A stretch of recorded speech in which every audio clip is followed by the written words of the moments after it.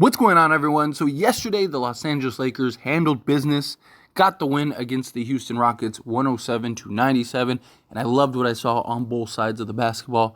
I loved just the defense, tenacity that we saw on from everybody. I mean, Anthony Davis had 5 blocks, absolutely controlling the paint, doing his job. D'Angelo Russell out there looking like the glove. I mean, the guy was out there just menacing, gave us 5 steals that game. Even Reeves came through with 3 steals, but just a solid all-around game, right? These are the type of games that you want to see, right? Where the Lakers, they usually go off to the early rough starts, but they were in the game. They didn't let the game get out of hand. They were able to kind of, just keep within striking range. And then second quarter, boom, you just see the takeoff. And they outscore Houston by 21 points. Now, I'm not expecting Lakers to outscore a team by 21 points in every game in a quarter. But, stay within striking, boom, have that big quarter where you just kind of push out, get the lead. And then at that point, it's just maintaining, just weather the storm the rest of the way. And the Lakers did an excellent job with that. And every time Houston tried to get back in this or tried to go on their little run or tried to make an impact to try to go pull this game out, boom, the Lakers did their job. I've talked about it. It's very hard to beat any team multiple times, especially over a 3.5 week span. The Lakers just played Houston a couple days ago, right? So it's just, and those other 2 games were much different. So it was nice that the Lakers were able to buckle down. It's great that guys are starting to get healthy. It was great that, we were able to kind of pull everybody 3 minutes before this game is over, because now we have 2 days rest, and then we got the in-season tournament game against the Phoenix Suns, which is super important, super massive, and we need to see the Lakers go and handle business there. Again, playing them a third time in a month span, it's not easy, right? So Lakers are going to have to buckle down, going to have to do what they want to do. We didn't get to see Rui Hachimura in this game, but we finally got to see Jarred Vanderbilt. And Jarred Vanderbilt was very limited. He didn't play a ton of minutes. He only played 14 minutes.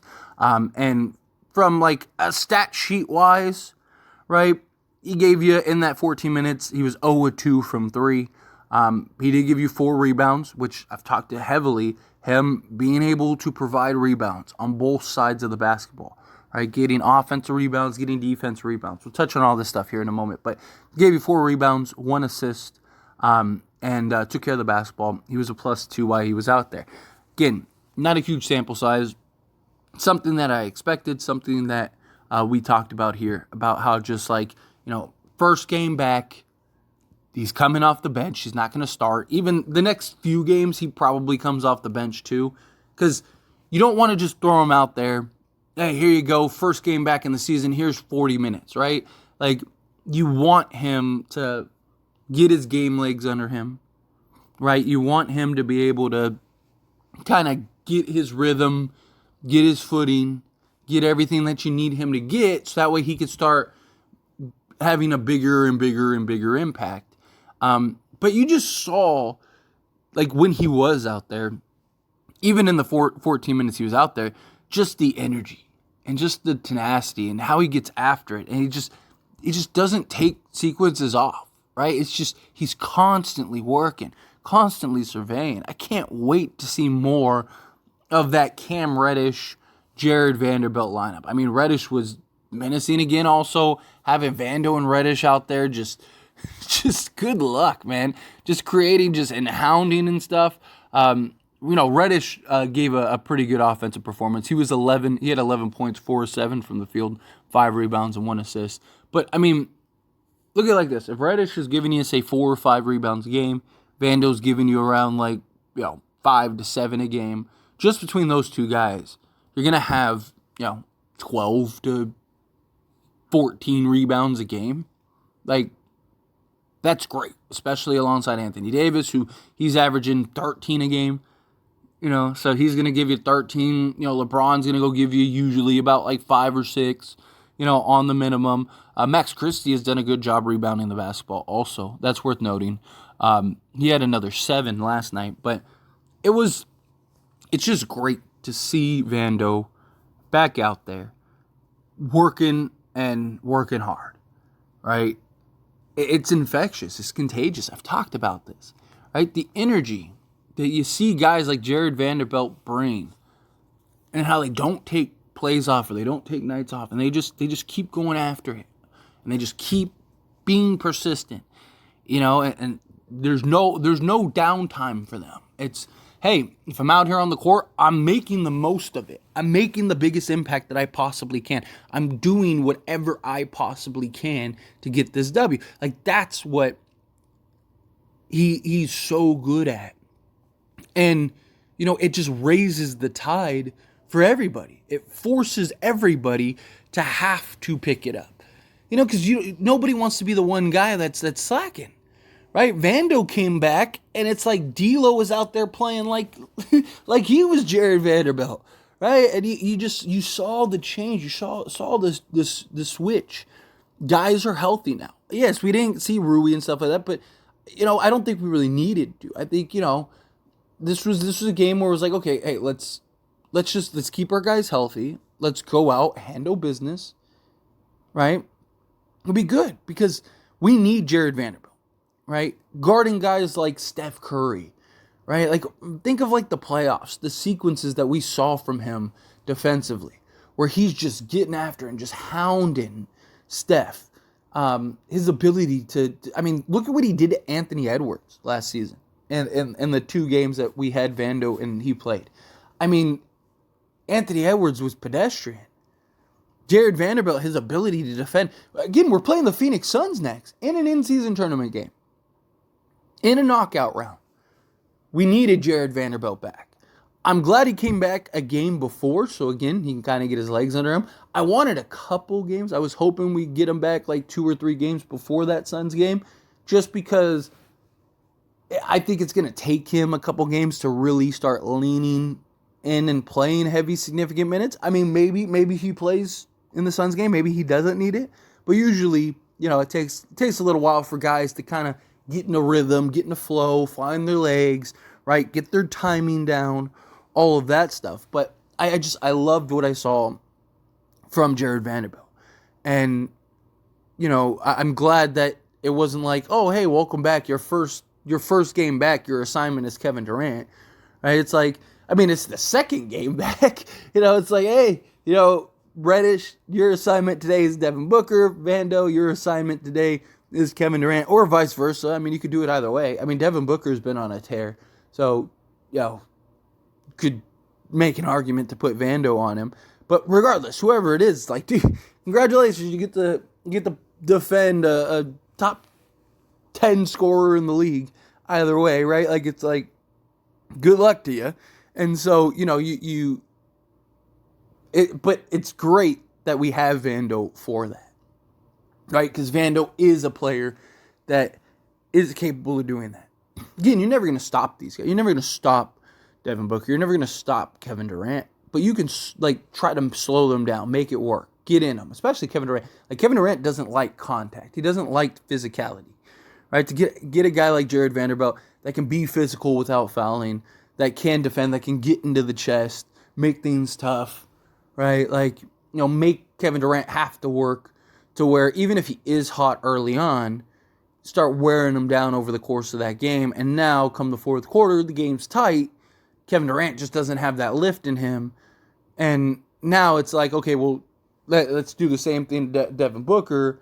You start wearing those two down as they move closer to, that fourth quarter. You start seeing that fatigue be a factor.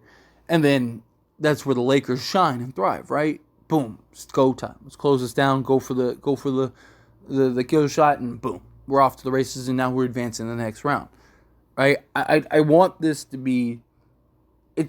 I want this to be a game where we handle and take care of business. But I love it. It's just so great to see him out there, right? Like, it's something we've desperately needed all season long. We've needed Jarred Vanderbilt desperately this season. And I'm just glad he was back. I'm glad that he is finally healthy. Hopefully that is something that he can keep and maintain over the course of the season. Obviously, missing a game here and there is fine. But missing the first month and a half of the season, it's tough, right? It hurts. He missed the first 18 or 20 games, right? Like, we need him to play a large majority of the rest of the way because we need his energy, his effort, his intensity, like the things that he just provides out there that we just don't have anywhere else to the level that he does, because he does it at such an elite level. Talking about one of, if not the best on-ball defenders in the entire league. There's very few guys that are in that conversation. So the fact that you have somebody like that is just, it's ridiculous. So you're never able to replicate that. Like, Cam Reddish has done a phenomenal job this year. I mean, he's leading the league in deflections and all kinds of stuff, right? Like, he's an excellent piece. But as great as he's been, he's not Jarred Vanderbilt great. Like, the impact on just the defensive side. But he is a piece that makes us that much better.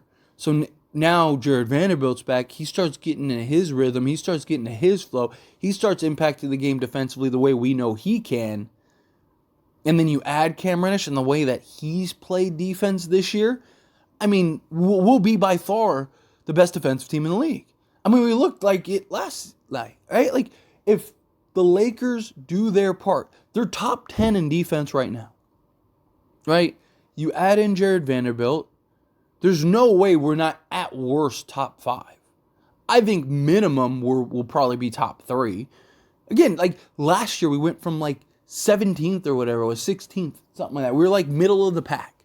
We went from middle of the pack to number 1 defense with Jarred Vanderbilt, and literally a week span, instantly, because of how impactful he is on the defensive side, how much ground he covers, right? And that's what's beauty about Anthony Davis, how much ground Anthony Davis covers. You add in a guy like a Jarred Vanderbilt, he covers so much ground, and that's the difference.